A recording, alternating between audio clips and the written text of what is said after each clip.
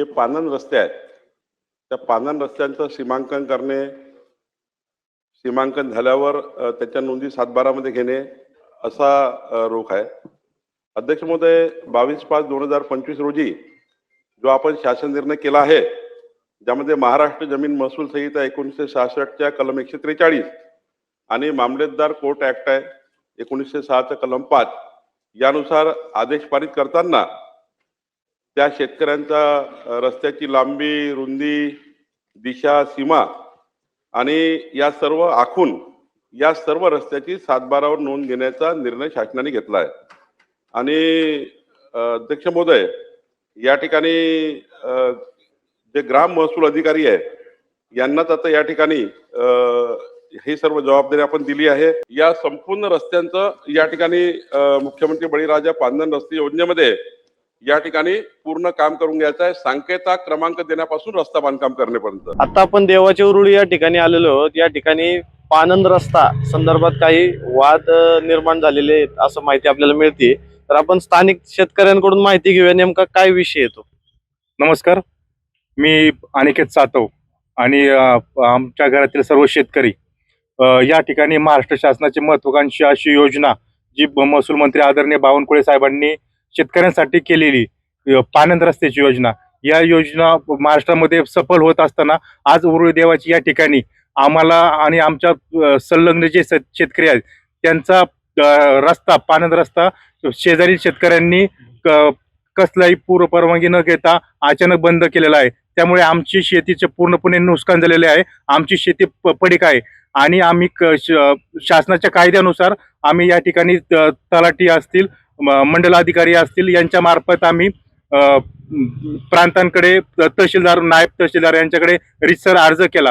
त्याप्रमाणे मंडल अधिकाऱ्यांनी स्थळ पाहणी करून अहवाल पुढे तहसीलदार कार्यालयाकडे दिला. त्यानुसार तहसीलदारांनी आमच्या बाजूने निकाल दिलेला आहे की आदेश दिलेला आहे आणि या आदेशाची प्रत मंडल अधिकाऱ्यांना दिलेली आहे आणि मंडल अधिकाऱ्यांनी संबंधित शेतकऱ्यांना दिलेली आहे.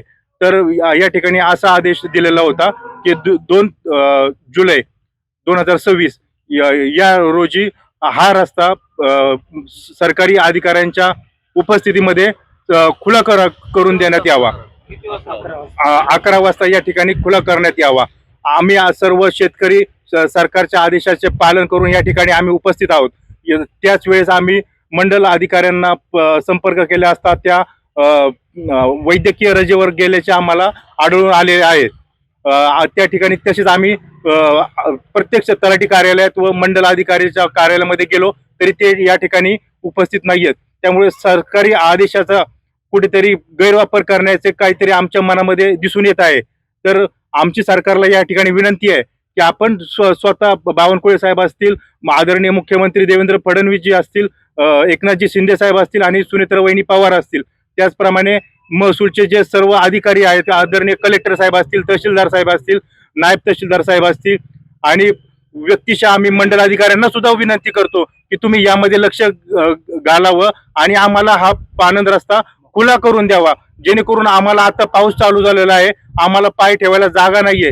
जो आदेश आम्हाला तहसीलदार कार्यालयाकडून प्राप्त झालेला आहे त्या आदेशाची अंमलबजावणी या ठिकाणच्या शासकीय कर्मचाऱ्यांनी करावी अशी आम्ही आपणास विनंती करत आहोत. आणि जर या ठिकाणी त्यांनी आदेश अंमलबजावणी केली नाही तर आम्हाला उपोषणाशिवाय किंवा संवैधानिक मार्गाशिवाय आमच्याकडे पर्याय नाहीयेत. ते सर्व आम्ही पर्याय अवलंबू.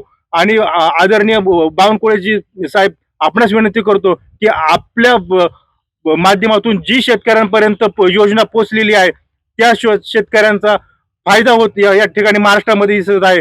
परंतु आम्ही या ठिकाणी आदेश आमच्या बाजूने असताना आम्ही वंचित राहतोय असे आम्हाला निदर्शनात येत आहे. तरी आपण स्वतः व्यक्तिगत या ठिकाणी लक्ष घालून आपण या ठिकाणी सर्व सरकारी कर्मचाऱ्यांना आदेश द्यावेत आणि आम्हाला हा रस्ता खुला करून द्यावा. हे आम्ही आमच्या सर्व शेतकऱ्यांच्या वतीनं आणि महाराष्ट्राच्या सर्व शेतकऱ्यांच्या वतीनं आपणास विनंती करतो आहे की या ठिकाणी हा रस्ता चालू करून द्यावा आणि या योजनेमध्ये आम्हालाही सामील करून घ्यावं.